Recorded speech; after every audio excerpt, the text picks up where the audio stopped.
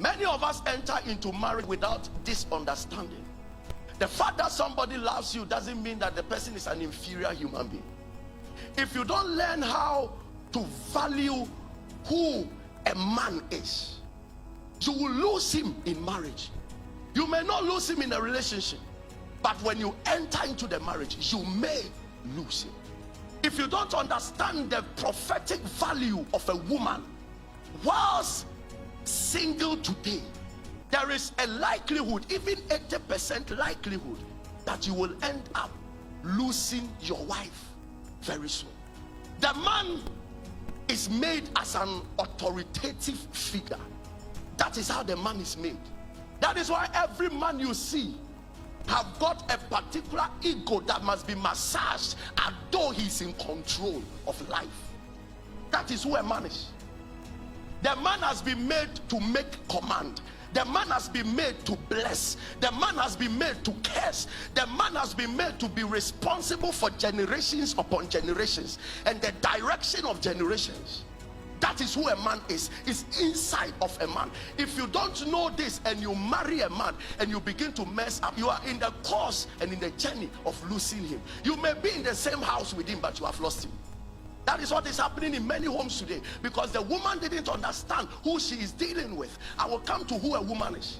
But women must understand who men are. Men are like, in quote, men are like demigods. They were made to take charge, to a point that when the man was made, God will create other creatures and bring it to a man. Name it and it is so. That is who men are. They enter a territory and they want to have a place in the territory. They want everybody to know that they have come. And when a man is dealing with a woman, she wants the woman to know that you are not different from me. You are not my slave, but I am a head.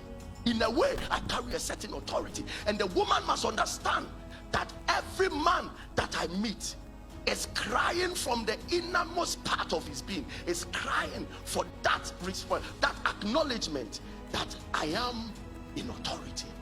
And if you stand before a man and tell him, Kwasia, you don't know what you have done to his soul.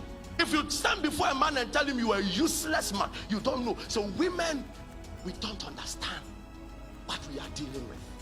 And you see, when you're a man, you have to learn the value of who a woman is before you enter into marriage. You see, in Genesis chapter 3, the whole glory of a woman was revealed, and that glory is beautiful. It's not their hair, it's not their makeup. When the serpent wanted to get to the man, he passed through the woman. And then when God came, I thought that God was going to bring a solution. The problem came through the woman. And then God turns to the serpent, the man and the woman, and didn't point to the man and tells them that the seed of the woman. That means the problem came through the woman, the solution will come through the woman. Women are gates. Every spirit passes through them. If you are dealing with a woman, you are dealing with a gate. When the devil wanted to get to man, he passed through the woman. When God was bringing the solution, he passed through the woman. They are gates. This is the value of a woman. If a woman is in your house, she can rise up one day and tell you something. That's not flesh and blood talking to you, that's a spirit. That's why a man must learn how to build the woman. Build the woman towards God and not towards the serpent. If you leave the woman, he will be a comfortable microphone for both of them. They are available. Spiritism is in them. They are attracted to spirits. So it is the job of the man to know the value of the woman and then build the woman towards God, to a point that when the serpent comes, the woman is built against the serpent. You see, so your assignment in singlehood is to know who women are. That is why you can offend a woman and she sit down on the floor and begin to curse you. Mark the things that will come out of her mouth. You will see it pepper on earth. Men behave like gods, but a woman can invite a higher God over your destiny. So when you are dealing with a woman, you are dealing with someone who can switch at any time. Today, he is the prophetess of the devil. Tomorrow is the prophetess of God. So the moment you are a young man and you want to have a glorious marriage, when you meet a woman, be careful. This is not the time to be sleeping with her. This is the time to be training her spirit. and making her discern more of God than of the devil. That's not the time to be taking her to parties. That's the time to be taking her to teaching services, to understand the word of the Lord. That's the time to be telling her, have you done your morning devotion? To be drawing her to God more than to the devil. Because listen, and when the devil uses her, he has used her for free. So it's an understanding. Both parties must know the value that each other carries. I made up my mind when I knew the power that women carry. I made up my mind. The first woman I will say I love you is the one I'll marry. It was a decision. I went through university. This map didn't say it to anybody. Because you say what? When I promise 3 people and deceive them, 2 of them can give themselves away for the devil. It doesn't matter my tongues, they will blast me. So you see, having 2 girlfriends may be beautiful, but very costly. And then the 2 girls are fighting among themselves, and you are happy you tell this person come on Tuesday, you tell that person come on Thursday evening, and you do this and you feel like a boss. You have no idea what you are dealing with. What you are dealing with is a gate. When she opens to the devil, you are finished. You are not under any obligation to prove your love by spending all your lifetime savings on a girl you are not married to. All the provings must be done in marriage. Young lady, you are not under any obligation to prove that you are a marriage material. I want to know if you are a marriage material, so come to my house and come and sleep there for 1 week. Then I know if you can fetch water well, and if you can cook kontomre well, and if you can cook a benquine well, and then I know. And within 1 week, he's sleeping with you, you are washing clothes, you are doing that, you are going on errands, and you are coming, you want to prove that you are a marriage material. Sir, in relationship, we don't do that. It is in marriage that we prove whatever is in us. Sir, you can take care of that girl in school, that's fine. That's fine, that's if you have access. But before marriage, that woman is the responsibility of her parents. That is why on the wedding day, her father comes to deliver her to you. So if you go and pay school fees and she leaves you later for the one that God has chosen, please don't cry. It's not your job. It's not your job to be paying rent to prove that you love her, and then you give money. One time I told the young, what is wrong with you? He pays the girl every month. It was later he found out that the girl was also paying another boy. Mary was pregnant, but nowhere was it recorded in Bible that she even explained herself to Joseph. It was God that went into the dream to explain. I'm pregnant, so what? You are going to my family to break up. Go and break up. Mary didn't even bother to tell Joseph that God has impregnated. If it is only sex you are looking for, so you marry me to let me know that you love me. Let me just give it to you. Relationship is not marriage. It is after relationship you become a wife. It is after relationship you become a husband. When you are in the marriage, then you are a husband, then you are a father, then you are a wife, then you are a mother. It's not before marriage. Stop proving yourself. If the person means business, he will realize that he is in relationship with a woman, not a wife. No one on earth is born with the qualities of being a good partner. No one came out as a good husband. No one came out as a good wife. No. We learn. The Bible says that let the husbands deal with the wives with knowledge. We learn. So in your singlehood, you don't master the skill of chasing girls. You have to be mastering the skill of being a good father. You master the skill of being a good husband, so that when you land on the right partner, you can be a good partner and a good husband and a good wife to the person. It is not impartation, it is learned. Nobody can lay hands on you for you to certainly be a good husband. It doesn't work. It is learned. It is learned. Unfortunately, we come for meetings like this, and then when you are talking to the women, they say, no, talk to the men. You are talking to the men, they say, talk to the woman. At the end of the day, we leave and nobody learns anything because everybody is pointing to another. No, to be a good partner, you must know what you must be to. If you're a man, you must know what you must be to a wife. If you're a wife, you must know what you must be to a husband.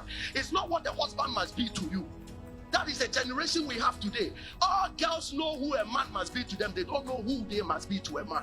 And the men also know who a woman must be to them, but they don't know who they must be to a woman. So to save your marriage, you keep on incubating into your spirit the things that you need to know concerning a woman. And you see, you go into marriage these days and you realize that the man knows everything the woman must be, but doesn't know who he must be. So when you are going into marriage, they tell you, if you're a woman, the family calls you, this is what he must do for you, this is what a good man must do for you, but they never tell you what you must do. A very corrupt generation. No one is delayed in marriage. No human being sets the time for marriage, because the timing of marriage is not set by a man, it's not set by the society, it's not set by them, it's set by the Holy Spirit, according to the destiny that the Lord has given you. If I meet 60-year person who is not married, I'm not worried, because the timer is in the hands of God. If I meet 50 years, I'm not worried. So you see, don't rush into marriage because the society is timing you.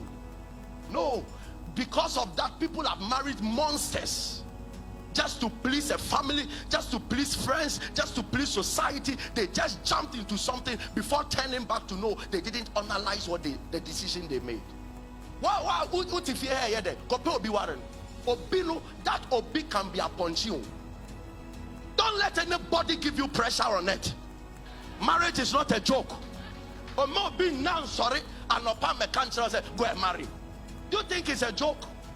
Sometimes what people refer to as marriage is wedding. Wedding is a day's event. Marriage is a lifetime event. And sometimes the people telling you to marry is a mistake. They are rather saying go and find a wedding to do, so that I can ask of your colors and wear it and come. And they don't care who you are going to sleep on the same bed with. They don't care. The next thing is that beware of the unforgiving and revengeful partner. You see, marriage is a game of love and offenses.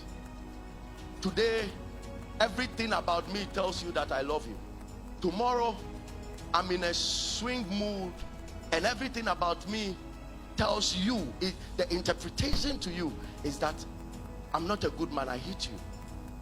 So you see, one of the most important things, and I believe that the most important thing you need to enter into marriage with, is the heart of forgiveness. It is. So whilst a single, you have to be deliberate in building your spirit to learn how to forgive quickly. If you find it difficult to forgive, marriage is not for you. Stay back, give yourself some time, and keep building yourself up to a point that you can stand, and then learn how to forgive people as you should. It's forgivable not to go into marriage with a television, a bed, it's possible not to go into marriage with cooking utensils or a cooker or a fridge. It's possible, but it is unforgivable to go into marriage with an unforgiving heart. You need a forgiving heart before a television. I went to a wedding, we are done, and the following day I received a call from a man. He said, Papa, as I'm talking to you now, I am somewhere at the corner. He said, this marriage no go work. I said, what is it? He said, the way the woman has insulted me last night, the wedding day. He said, the way she has insulted me, Papa, I tell you, this marriage will not work. He said, Papa, don't talk. Even if God comes and tell me I should stay in this marriage, I know God hates me. This marriage will not work. But you see, before they came, I told them, I sense you give yourself time. I'm not seeing things well. Give yourself time. Oh, Papa, the lady is in abroad and she has come and she has to go back and all that. So I called the family. I told them that I feel this marriage is in a rush. Take your time. They didn't mind me. Wedding night. Yeah, fire no more. No one will say fire. We will say me this marriage I not going to enter. You see, as we are talking now, they are separated. So some of these things we are talking about, it's a serious matter. Take your time and build forgiveness. Build a heart. And sometimes tell yourself, my partner doesn't know what he's doing. He or she will come to understanding very soon. If you don't have that heart, you will lose your marriage. Some of us are quick-tempered and we are doing nothing about it. You must tolerate me. This is who I am. Listen, nobody will tolerate you. Change. Build a good spirit around you. Build a sweet spirit around you. When we expect you to frown, smile. When we expect you to blast out, just smile. It's well. It's well. But what you see, you were doing that in the house and you were being applauded. Most of the things you'll be applauded by your friends. Your partner will not applaud you. Most of the things that you will do at home and all your parents are saying, it doesn't work in marriage. It doesn't. Many people have lost good husbands because of this attitude. Many people have lost very good wives because of this, because they didn't want to change. There is a certain ego in them. They feel that this is who I am and everybody must accept me for who you are. No, not in marriage. Not in marriage. Not in marriage. Not in marriage. So if there is anything to learn, you learn it now. Now. Whilst you are single, intentionally build up your heart.